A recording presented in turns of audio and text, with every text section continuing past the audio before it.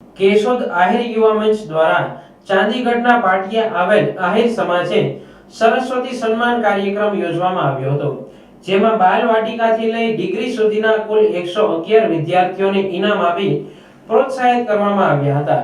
જ્યારે આહિર સમાજના કેશોદ શહેરમાં રહેતા નિવૃત્ત અને નવનિયુક્ત કર્મચારીઓને શાલ ઓઢાડી સન્માનિત કરવામાં આવ્યા હતા.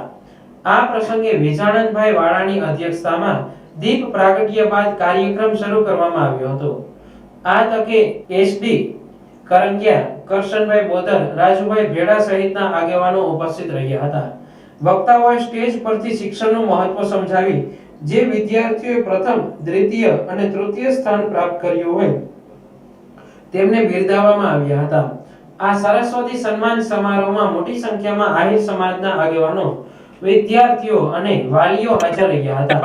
સમગ્ર કાર્યક્રમનું સંચાલન માલદેવભાઈ ચોચાએ કર્યું હતું.